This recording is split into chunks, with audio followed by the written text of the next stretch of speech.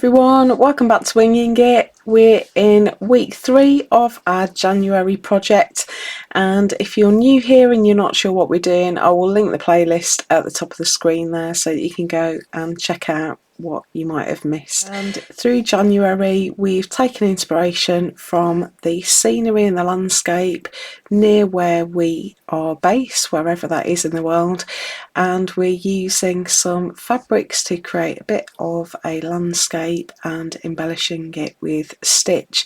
So in week 1 we made our watery sky by painting on fabric, and last week we started adding some stitch to our landscape. We looked at how we could create texture and movement and sort of direct the eye around our piece by adding some stitch, and we played around with lots of different stitches. Some of them show up quite well, some of them not so much. They're much more obvious in real life than they are on here. And one of the things that's going on where I live is that there has been a lot of flooding in the local fields. So I live in rural Lincolnshire in the UK, and it's very flat, and that means that the water table can be quite high. We've got a lot of standing water in fields, and so we've used chiffon ribbon and some metallic threads to create that sense that there is water sitting in our landscape. So we've got it dotted around there.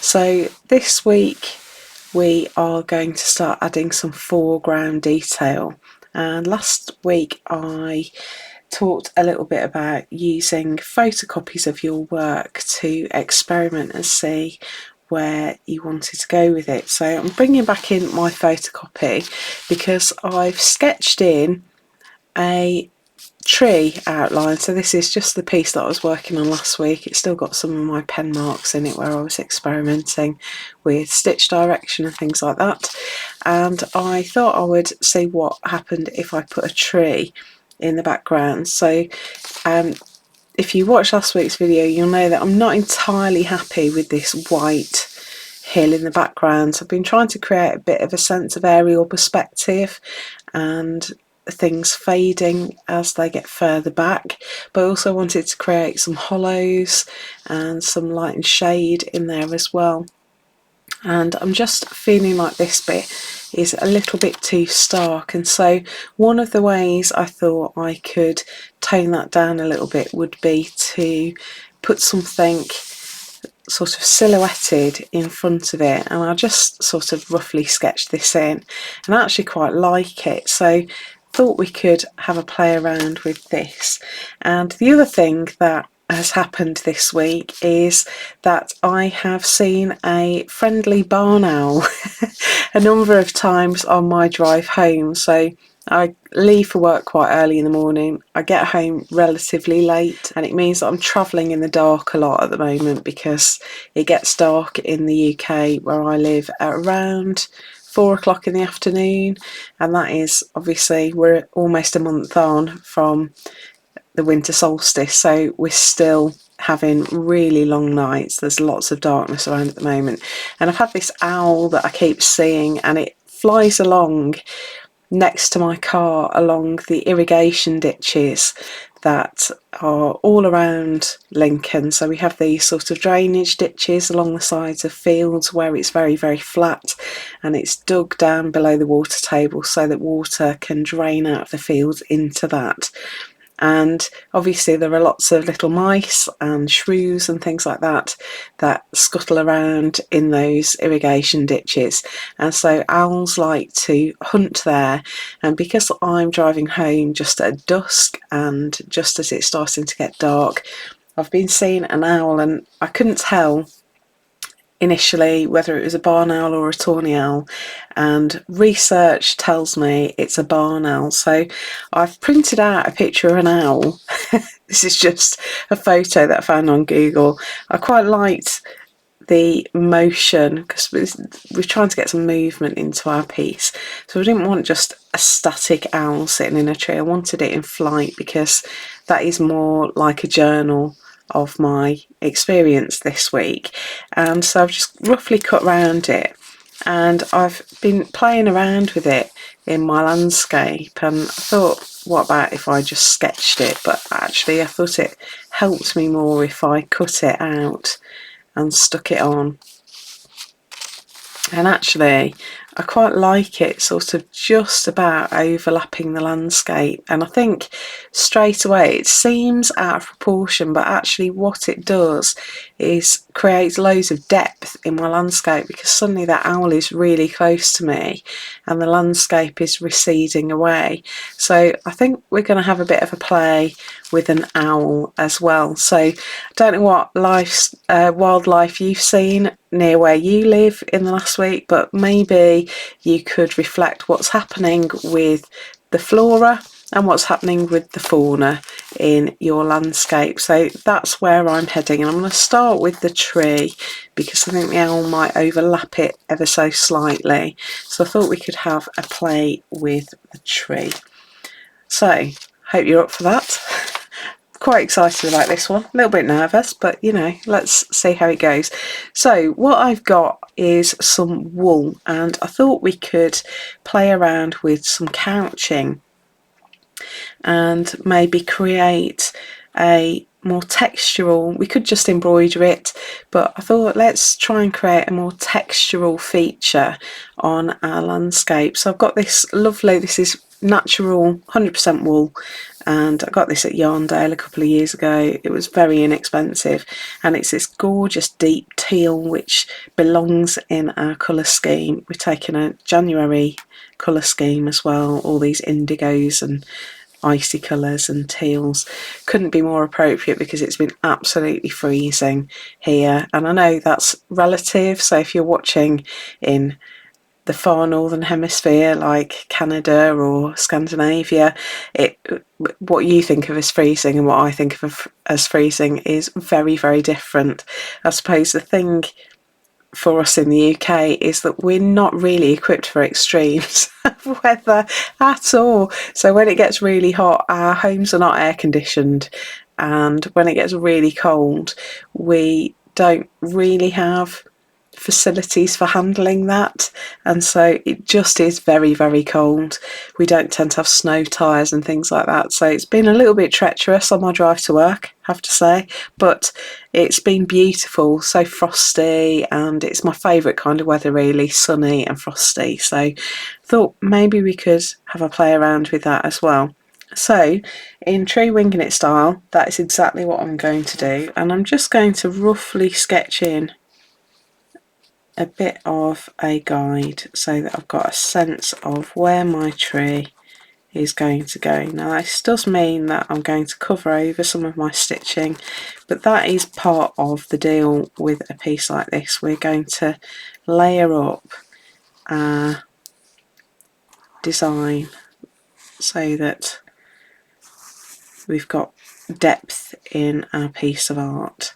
So we want our branches to come out roughly like that. I don't need too much in there because it's all going to be covered up. So what I've got is a bit of variegated thread, and this is in those really cool blues, a very pale grey and some very cool blues, and clearly I've never used this one because I can't find where it starts. So I'm just going to cut a length of that and thread it up into my needle. So I've got that at the ready. I've also got this blue. Now this makes it a little bit of a memory piece as well, because this is the remnants of a cardigan that my mum knitted for my daughter. I cannot knit. I just can't do it. I've tried and tried. It's a mystery to me. I can crochet, but knitting is like witchcraft. I just don't know. I don't know how it works. It makes no sense to me at all. Maybe one day I'll get it. And I quite liked this one because it's going to add a little bit of highlight. So I've got that handy. It's beautifully variegated. There's some purpley tones in there as well as the greys and the blues. So quite like that. So I've got that handy, but I'm going to start with this teal. And what I'm going to do is just lay it on the surface. So this will be a bit fiddly to start off with, but it will get easier as we go along. So I've laid my wool on the surface there, and I'm just going to follow roughly the trunk first of all, and I'm going to extend that trunk out to create a branch at the top. And I've just brought my thread through from the back, just quite low down where that trunk is going to start, and I'm going to hop over that wool and go down on the other side and pull through, and that puts a little stitch over the top of my wool to hold it in place. Now if you want to, you can stitch through with your wool from the back to the front, but because I'm going through chiffon ribbon or organza ribbon, I think that's going to damage the ribbon too much, so I don't mind having the trunk just loose at the bottom there. I'm probably going to cover over it with some stitches and embellishments next week anyway, so no big deal. So now I'm going to go along a little bit, and I'm going to kind of do this as a sort of ladder stitch. So I'm coming up on the left this time of my wool, and I'm going to hop over to the right. Now you can keep these all horizontal if you want to, or you can angle some of them, entirely up to you. You play around with your stitch and create whatever effect you want. You don't have to have them regular, you could have them all over the place if you wanted to. Now I've done lots of different trees. I've never done one like this, so this is purely an experiment. Had the idea, thought it might work. Let's give it a whirl. What's the worst that can happen? Answers on a postcard, please. So I'm just working my way up. I'm not going to fuss too much. I want this to look kind of organic, so I'm not going to fuss about making it perfectly regular and perfectly even. So this should come together relatively quickly.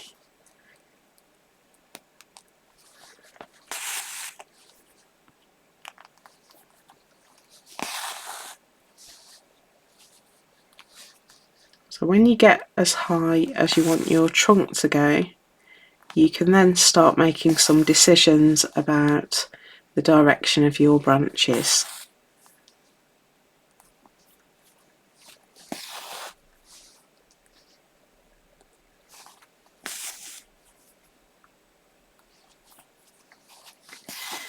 And let me just bring my drawing back in. What I've done here, if you look, branches tend to grow up towards the light. So if you notice, my branches might come out at an angle like here. They might come out at an angle, but eventually they need to start heading upwards. And actually, if you look at trees, you will find an upward trend. I'm talking about a deciduous tree here. I know that evergreens behave differently, but deciduous trees tend to have an upward trend to their branch growth. So don't be tempted to make your branches go off in all directions, because if you want it to look more natural and organic, there should be a bit of an upward trend as the branches try and find the light. So you want to kind of work that in a little bit if you can. Or you can do a total fantasy tree and have it whatever way you like. There is no law governing design of trees in textile art, so you go for your life, have a play. So we're going to start making our branch go out a little bit horizontally here. So let's just kind of plan our route. I want this to go up here like this, and at this point, if you wanted to, you could trim it off and make it a bit easier, but I just want to give myself a little bit of flexibility to play.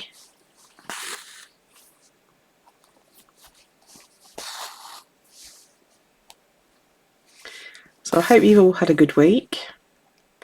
As I say, it's been very cold where I am, but very, very, very beautiful, and I have seen some of the most incredible sunrises and sunsets. So Lincolnshire is very flat, particularly the direction that I go out into. Towards the north of Lincolnshire it gets a lot more sort of rolling. That's where the wolds are that this is based on. And if you go out to the east, which is the way I go to work, it's very flat. So east and south it gets flatter and flatter. And so it's not a particularly interesting landscape out there. You get quite a lot of nice wildlife, but the landscape itself isn't very interesting. But what you lose in a landscape, you definitely gain in skies. And if I can find them, I will maybe insert some photos of some of the skies that I've caught in January so far, so that you can see what I'm talking about. We get just enormous skies with fabulous cloud formations. If I ever move away from Lincolnshire, the skies are something that I will miss intensely. Right, I'm just going to do the other side of my trunk, so this is going to help me get a sense of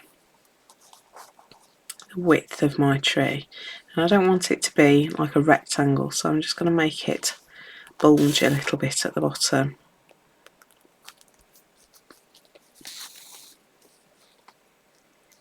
It's just a bit high up there, so I'm just going to come down a little bit.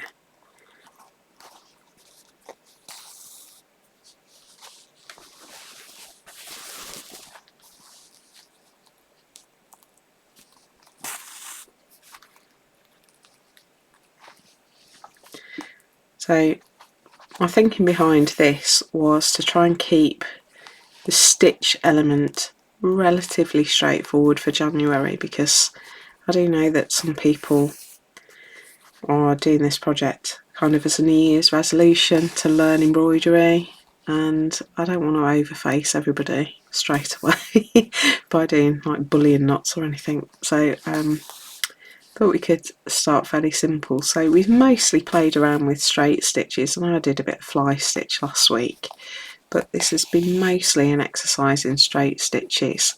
And if you followed Winging It in 2022, the whole of January was all about straight stitch. We did a collection of stitches each month, and I'm not going to do that rigidly this time, but there are lots of ways that you can use straight stitch, and it's not something you should forget about, because the more stitches you learn, the easier it is to kind of forget about some of these basic stitches that are so versatile. You can be so playful with them. So always good to go back to basics and just remind yourself of the kinds of things that you can do with these very simple stitches. So I do love a complicated stitch. Palestrina is one of my favourite stitches of all time, but these very simple stitches can be just an absolute joy, so definitely worth revisiting. And I don't want any newbies, any people that are totally new to embroidery, to be frightened off in the third week of our project. So we're sticking with something straightforward to start off with, and we'll get more technical as we go along. Well, you can get as technical as you like, really. I've seen some lovely things in the Facebook group, so lots of people posting, and what I've particularly enjoyed is seeing people from different parts of the world posting and remembering that not everybody is in the middle of winter. I think when you're in winter, you feel like it can't possibly ever be warm anywhere ever again. And it's so lovely to see people from the southern hemisphere posting about their summer and their, I suppose, possibly maybe coming into autumn a little bit. Not quite maybe, but just reminds me that the sun will return and I won't always be freezing cold. So that's been lovely as well. So if you don't know about the Facebook group, I will put a link in the description below. It's now a private group, so I started it off as a public group just to make it easy for people to find it, but it's now gone to a private setting. So if you've been avoiding posting because you thought the world and his mother would be able to see it, don't worry, because it's now private. So you have to be a member to post, and if you have requested permission to post and haven't heard from me, it's probably because you have not agreed to the group rules. So just go back and check that. There are some group rules. You just have to click I agree. There's nothing controversial in there, so just make sure you've agreed to the group rules, and then I can just approve you and you can post about your version of the project. So it's lovely to see. So do keep posting, do keep encouraging each other. I love seeing all the comments. I can't promise that I'll be able to like and comment on everything, but I do look pretty much daily at what's going on, so I will see everything that everybody's done.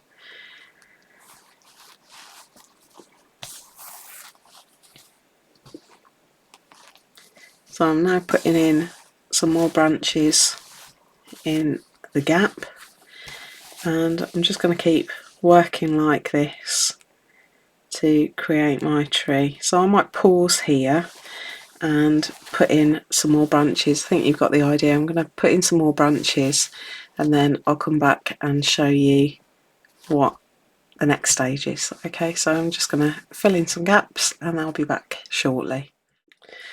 Okay, so here's where we're up to. I've put in some more branches and I've used some of that lovely variegated wool as well, just to add a little bit of dimension. I quite like the fact that it's kind of making those branches sit further forward, and yeah, I'm really liking that. I think my camera's struggling with the contrast on this, but there we go. So what I've got now is some Sheepy's Maxi Sweet Treat thread, and this is Spruce if you're interested, shade 244, and I quite like this because it's kind of the weight of a pearl cotton, maybe a 12, no, maybe an 8 pearl cotton, but it isn't shiny, so it's a lovely kind of matte thread, and I really like that, particularly with the wool, because the wool's got no sheen to it at all.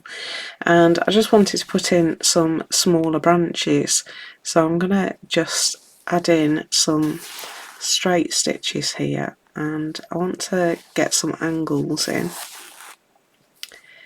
So I'm just putting a little straight stitch and then coming up a bit of a distance away and then coming back, and we want some overlap on these. I don't want them all heading in the same direction, so you can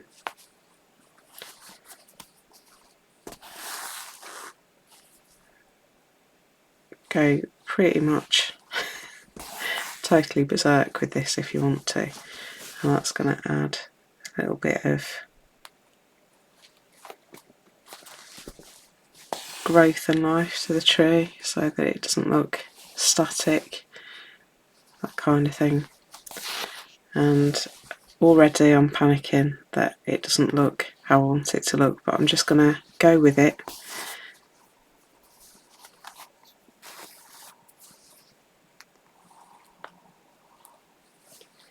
The key is to try and keep it irregular, so you don't want anything, you don't want them coming out looking like arms or anything like that. So the temptation there would be to do another branch coming out the other way, but it's not meant to look like a cactus and it's not meant to look like arms. I just want it to have the appearance of having branches growing off it. So I think I don't want to overdo it because I can always do more, but I don't really want to be unpicking.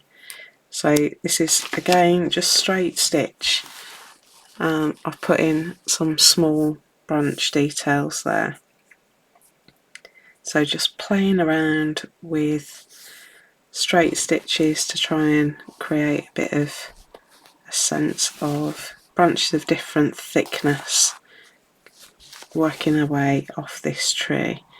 So let's keep going with that.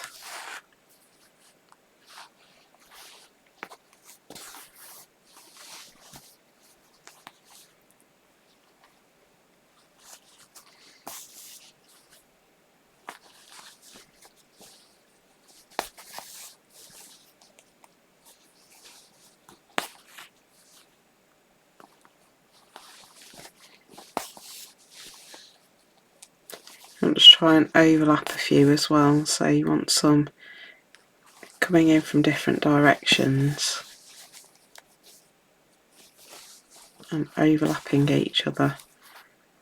Try not to pull too tight because you don't want your work to pucker up, so I'm trying to be quite careful with how tightly I'm pulling there. So you get the idea. So we're just adding a little bit more texture and dimension to our tree.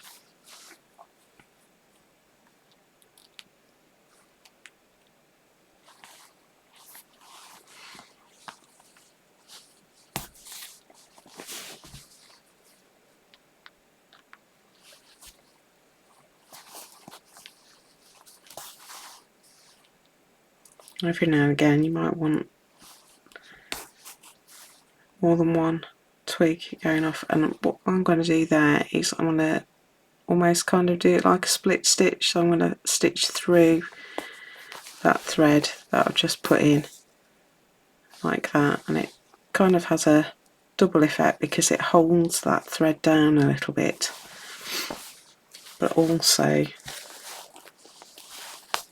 makes it look like that branch is growing off somewhere else. So hopefully you get the idea there, and then I might even come in with an even finer thread. So I might just get a stranded cotton and put in some hairline branches. So that's the next stage. I'm just adding a little bit more detail to my tree. I do quite like it just quite spindly, but I want some depth and I want some texture in there.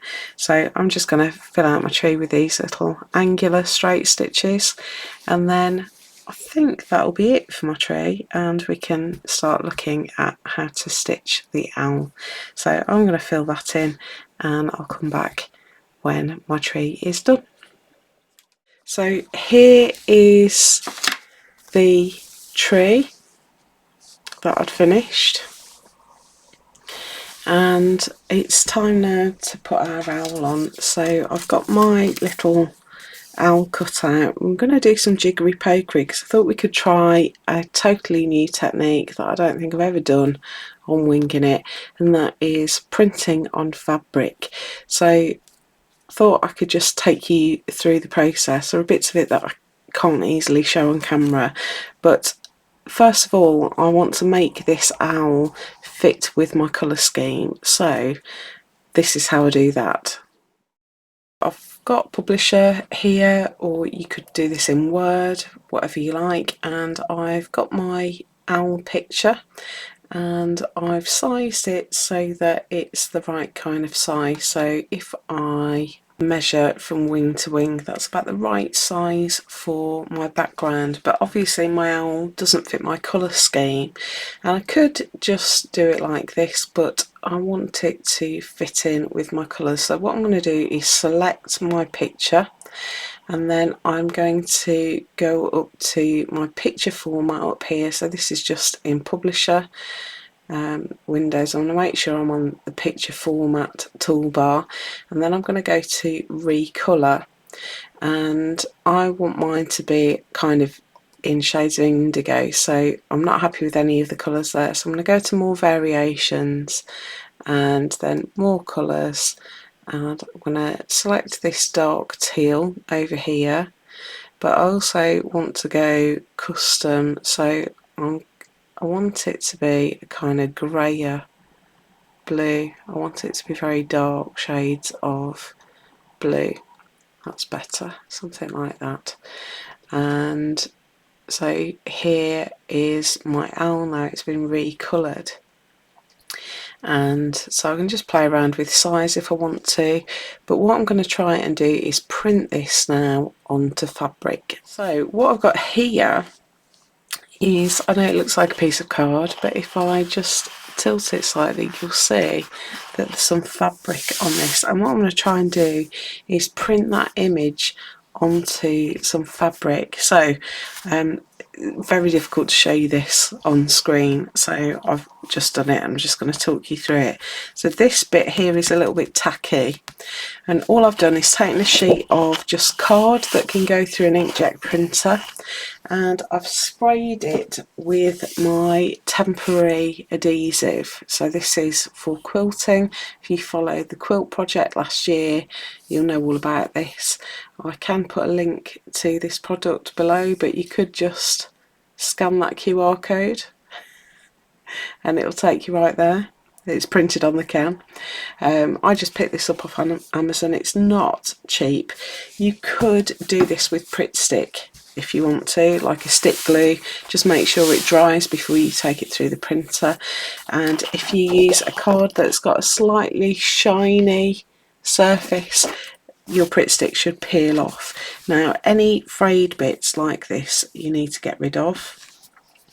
And so I've ironed my fabric and then I've pressed it down onto my card so that it is absolutely smooth, and I've trimmed back my edges with a rotary cutter, so it is now exactly the measurement of the card.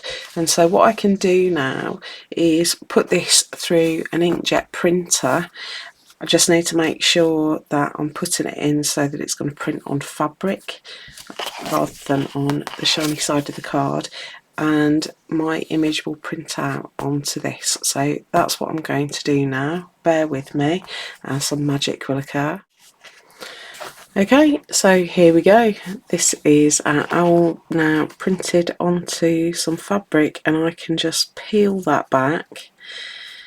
I don't want to detach all of the fabric because I might want to use this technique again, but I can peel this back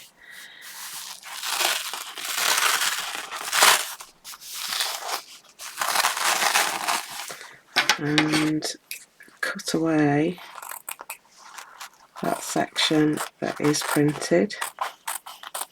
And if I want to use this again, as long as I'm positioning my image on the page so that it is going to print on the fabric, I've got lots more space on that sheet. You can see the ghost of the owl there. I've got loads more space on that sheet to print again, so I'm just going to keep that in my stash to be able to use it. Now if you can't print on fabric, the other way you could do this is by using some bond web. So you'd have to reverse it, but what I would do first is I would maybe get a black pen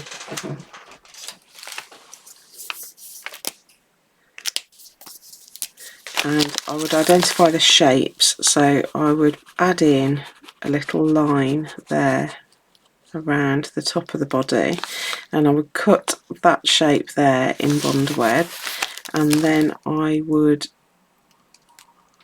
make a wing like that.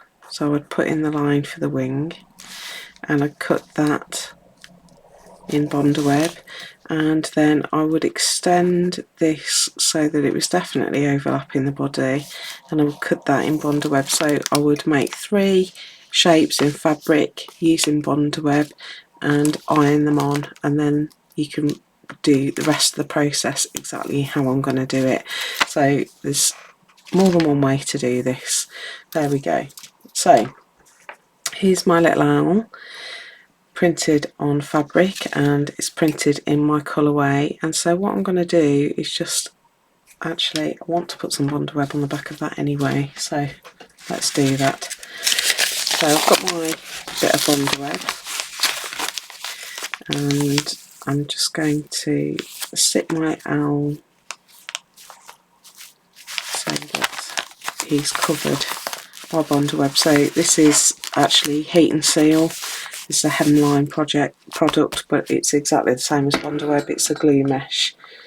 I found it to be a little bit more robust, and I'm going to just sweep my iron over the back of that to apparently glue it to my felt backing. So this one, you stick it to the fabric really quickly. You don't need lots of heat to melt this glue onto the fabric. So now I'm going to cut around my owl, and I might leave a little bit of dark fabric, almost like an outline.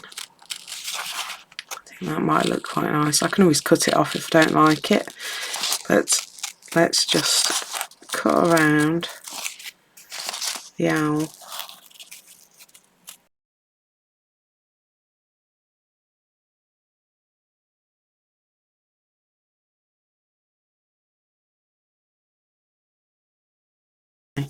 So there's my little owl. Let's bring my panel back in. I want to see what that looks like. I actually really like it with that dark outline. I love how subtle that is. So we're going to attempt to peel off the backing paper.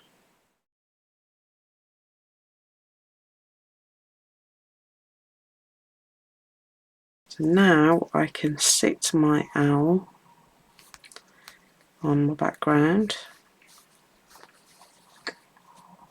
just using my guidelines to help me position him, and I'm going to press that into place. So I'm just clamping that down. Just want to be careful about my chiffon ribbon, don't want to melt it, so I'm avoiding that.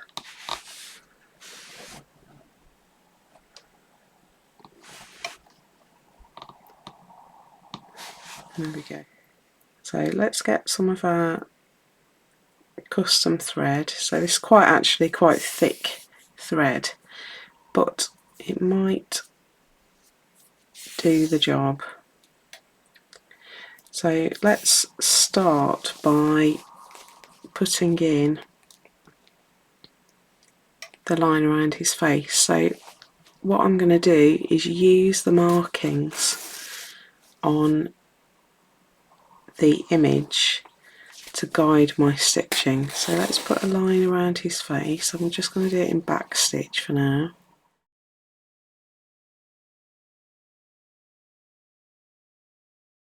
I think this thread's working quite well, so I thought I could put in some maybe outlines of the shape of the bird. So I'm going to also go along his back, I think.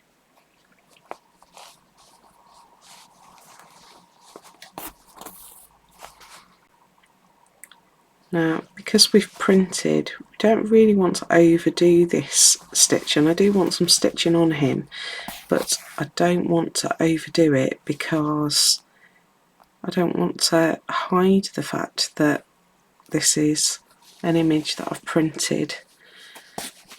So we're just going to embellish and add a little bit of detail.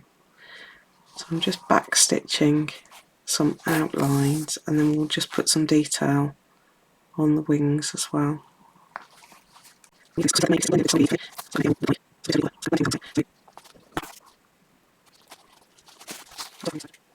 There's the owl's back, and I'm going to go up that top line of the wing as well.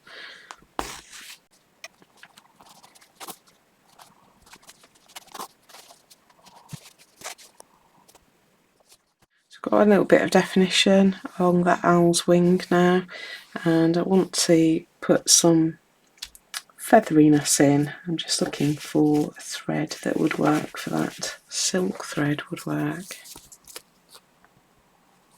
Let's try this grey silk, because this has got a lovely kind of sheen to it as well. So I thought we could try, let's try up here, let's try a bit of blanket stitch. So this is going to be a nice stitch to sort of work our way along the edge. So I've come up just at the wingtip and I'm going to go down into this V here, and I want to come up just at the edge of the wing, and I've created a loop, and I want to bring my needle over the top of that loop so that my thread catches, and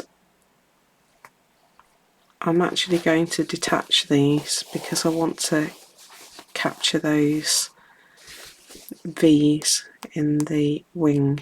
So we're just going to have a bit of a play with our stitches here. I want to follow the edge of the wing, so I'm going in here and coming up at the edge of that feather again and pull it tight. I'm hoping this is almost going to look like moonlight catching the tips of the wings. So again, I'm going to leave a gap. I suppose these are like detached chain stitches, but they're more kind of right angle than V shape. Just following those wing tips and then hopping over that blanket stitch.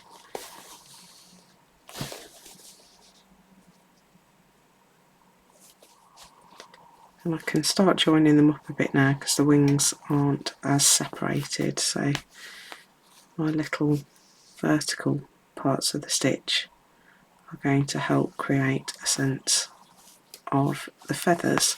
So this one I'm angling back in a little bit because as the wings get closer to the body they start heading in a different direction. So I'm just going along each of those darker lines with my thread.